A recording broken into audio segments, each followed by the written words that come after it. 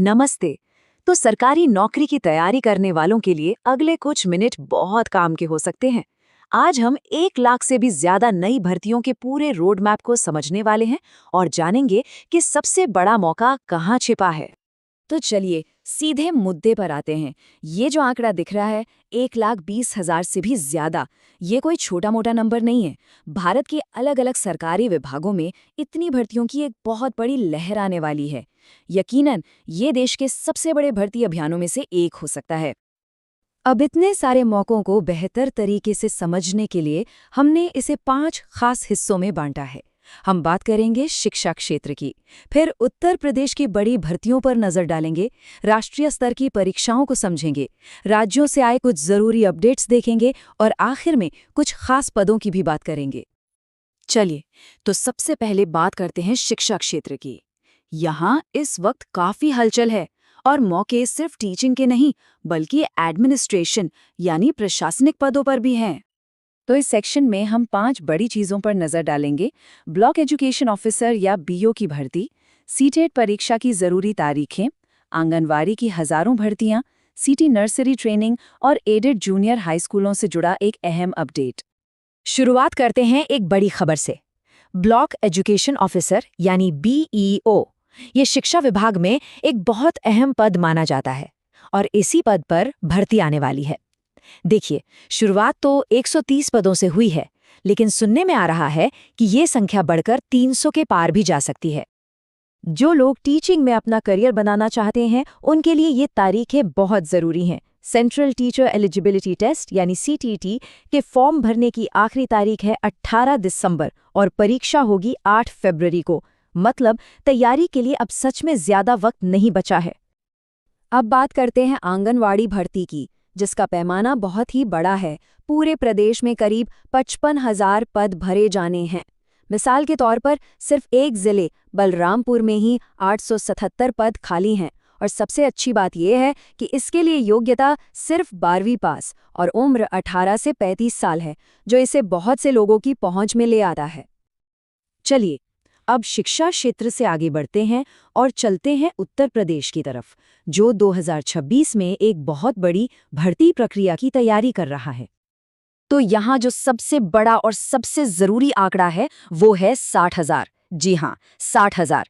UPSSC का लक्ष्य है कि आने वाले पीईटी यानी प्रिलिमिनरी एलिजिबिलिटी टेस्ट के नतीजों के आधार पर 2026 तक इतने पद भर दिए जाएं। और ये भर्तियां भी अलग अलग विभागों में बहुत अहम पदों पर हैं।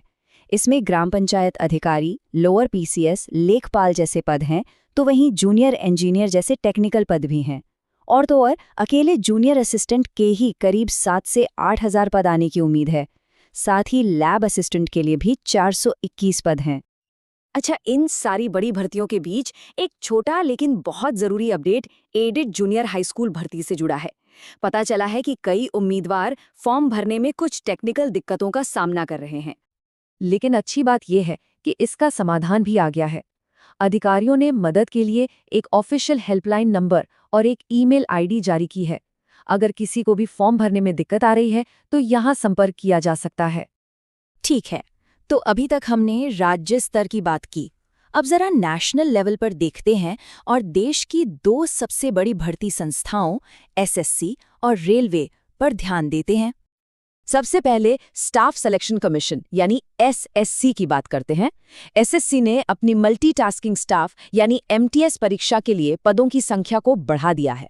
अब ये लगभग 8,000 हो गई है, जो कि एक बहुत बड़ी बढ़ोतरी है और इसकी परीक्षा भी जनवरी में ही होनी है।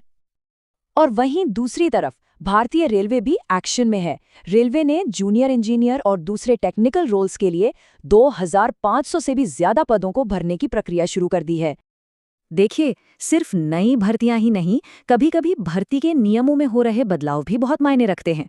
तो अब कुछ ऐसे ही जरूरी नीतिगत बदलावों पर नजर डालते हैं। बिहार से एक बहुत ही जबरदस्त खबर है। वहां के मुख्यमंत्री नीतीश कुमार ने भर्ती प्रक्रिया में देरी को लेकर एक बहुत कड़ा निर्देश दिया है। अब हर साल जनवरी में भर्ती का कैलेंडर जारी होगा और विज्ञापन निकलने के ठीक 1 साल के अंदर नियुक्ति पूरी करनी होगी। ये उम्मीदवारों के लिए एक बहुत बड़ी राहत की बात है। उत्तर प्रदेश में होमगार्ड भर्ती के लिए भी एक बहुत जरूरी स्पष्टीकरण आया है।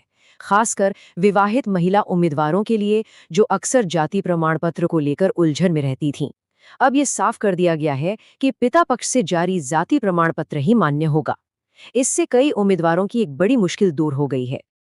और आखिर में चलिए कुछ ऐसे खास पदों पर नजर डालते हैं जो फाइनेंस और मेडिकल बैकग्राउंड वाले उम्मीदवारों के लिए हैं, मतलब जिनके लिए एक स्पेसिफिक स्किल सेट की जरूरत है। तो जिनका भी बैकग्राउंड फाइनेंस या अकाउंटिंग का है, उनके लिए दो बड़े मौके हैं। एक, national highway authority of India यानी NHAI में अकाउंटेंट के 80 पद हैं, और दूसरा, जम्मू कश्मीर में अकाउंट्स असिस्टेंट के 600 पद निकाले गए हैं। और मेडिकल फील्ड वालों के लिए भी एक खबर है। सिद्धार्थनगर का एक मेडिकल कॉलेज कॉन्ट्रैक्ट बेसिस पर टीचिंग फैकल्टी के पदों के लिए सीधे वॉक इन इंटरव्यू कर रहा है। तो इन सारी बातों का निचोड़ क्या है? सार ये है कि साल 2026 सरकारी नौकरी की तैयारी करने वालों के लिए एक सुनहरा, एक बहुत बड़ा साल साबित हो सकता है। लेकिन इसकी तैयारी आज से, अभी से शुरू करनी होगी। आज की गई मेहनत ही उस बड़े मौके की नींव रखने वाली है।